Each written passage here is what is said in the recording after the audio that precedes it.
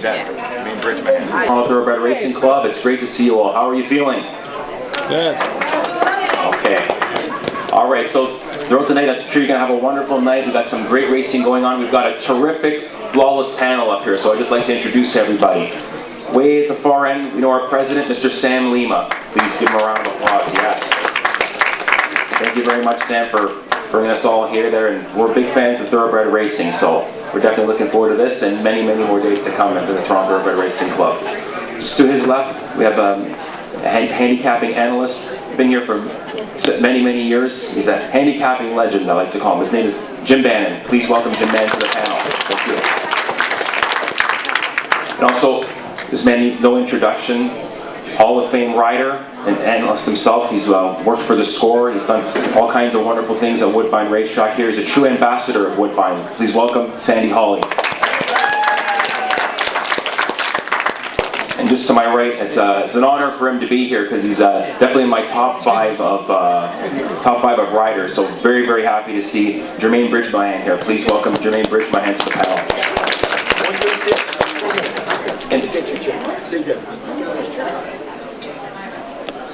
And also, we've just been joined by a legend himself, trainer Sid Attar. Please welcome Sid to the panel as well.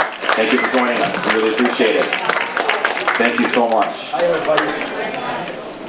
Okay, so let's get this meeting underway. Who's up first? Okay, we'll do. All right, so Jermaine, please just tell us a little bit about how you got started in the whole racing thing. Well, my brother obviously rides at Churchill, Sean, and owned horses for a long time, and we just got involved that way. And it just so happens he wanted to be a rider himself. It didn't work out, but it just so happened that both of his sons are jockeys, which is kind of funny. But that's how we got our start, and hopefully we make them proud and keep it going for a while.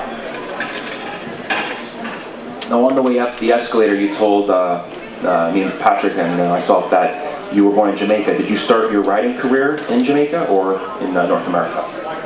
Well, no, I was born in Jamaica, but I left very young. I was 3 years old, so we migrated to Florida. So I was raised in Florida, so I learned to ride there,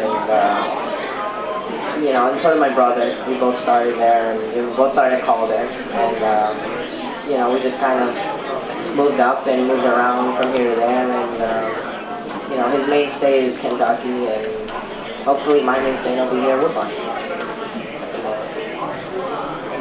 Now, how do you find the Florida track? Because you mentioned Calder and there's Gulfstream there, and how do you find that in comparison to Woodbine, since it's synthetic and the Florida tracks are dirt? They're very similar. I think they're both very good tracks. I mean, Calder started, the dirt, there's been lots of nice horses that come out of Calder, Breeders' Cup horses, yes, Approval, Big Drama, and as well as there is here. Like I said, Calder's dirt, and like you said, Calder's dirt, and here's synthetic. So there's fair differences, but altogether I think they're both great tracks, and I love riding at both, and it's always a pleasure to be back home and even here at Great Woodbine. Lots of history here. Now, you talked a little bit about some Florida horses and how well they've done. Like, certainly Big Drama, like you said, has stuck out in my mind. A phenomenal sprinter in Big Drama. Can you tell us a little bit about some horses that you've ridden throughout your career that are really memorable, ones that have really stuck out and you have a soft spot in your heart for? I love horses. Some of the nicer horses I've ridden a nice colt called You Lucky Man. For Marty Wolfson, he had a very nice filly. I also rode from the Frolic Stream. They both happen to be great. I rode a nice colt here for Darren Miller a couple years ago, the one that played the King, Havelock. I really enjoyed riding him, and I've ridden some nice horses from Mr. Cassie as well. Perspective, I went to Ohio Derby with. So I've ridden some nice horses, and those are ones that stand out in my mind at the moment. And, I'm looking for, in the future, get on plenty more, hopefully.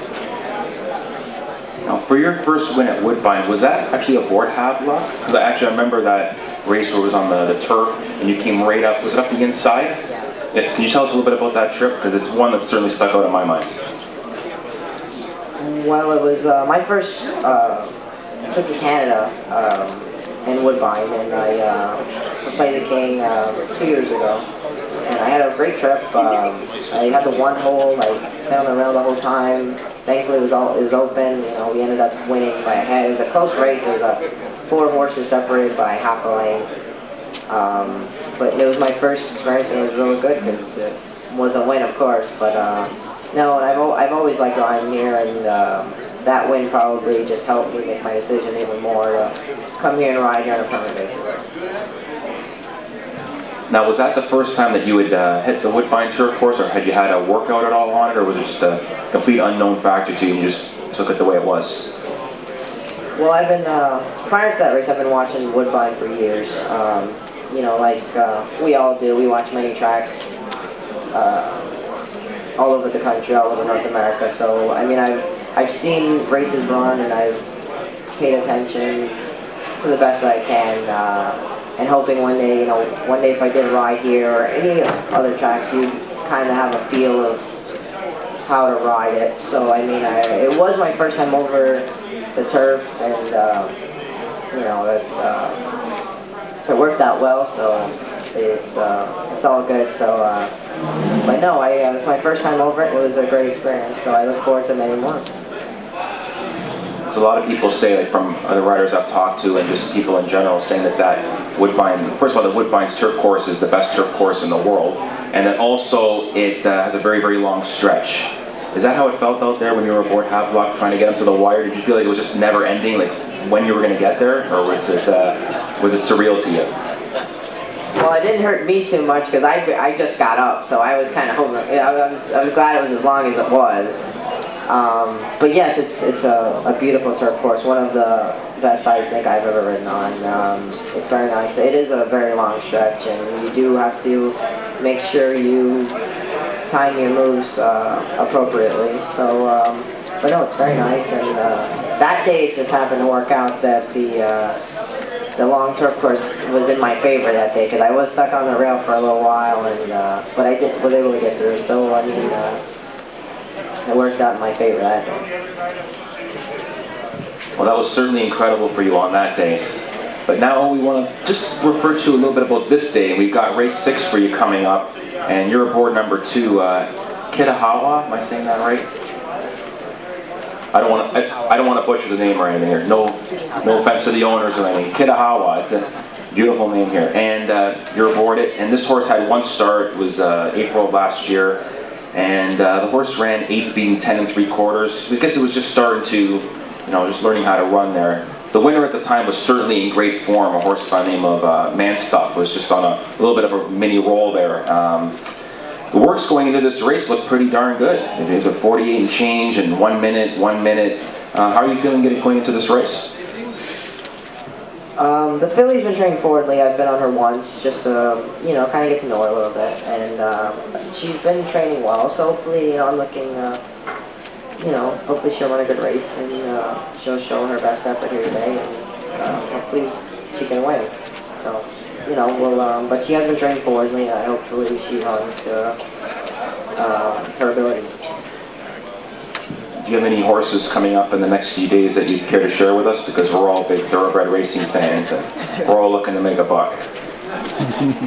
No pressure. From a gambling standpoint, I don't know if I can help you guys, but I do ride a couple stakes on Saturday, which I'm excited about, and hopefully those horses run well. I run for Mr.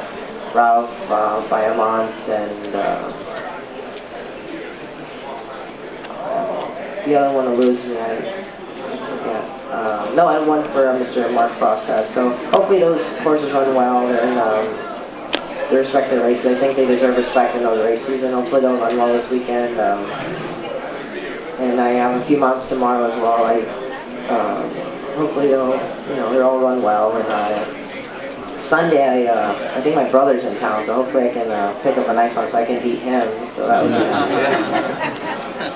be Well, one thing I was talking to you about as we were coming up the escalator was that while you're riding, you have incredible timing on horses. And I just remember being here one night with my father, and we were watching a race, and it was just like, it was like claiming 10,000, 12,500, 16,000, somewhere in that range. And I liked the horse that you rode. It was a horse by the name of Matching Skies. And I was just talking to my dad, and I've been right sometimes, wrong more times. But on that day, I happened to be right. I just said, Dad, this race really, really, really sets up for Matching Skies, coming from the outside. And I said, no better guy to be on this horse than Jermaine Bridgmohan. And you certainly didn't let me down on that night. The horse made a huge move up on the outside, made a big move to win it. So, like I said, incredible timing. Is that something that you've always had, or just been trying to work towards improving? Because you've certainly got it. You are the man. I don't know about the man. I think Sandy's the man. But that night it worked out, and I'm glad you have fond memories of me. I'm glad you didn't tell the story about the one I got beat on. But it's every day you learn, and the poly track is you kind of have to see how it plays and stuff like that. So day to day, you have to make sure you try to do the right thing by not only you but by the horse. You don't want to compromise your horse by, you have to, they have a mind of their own. They want to run a certain way as well, so you can't,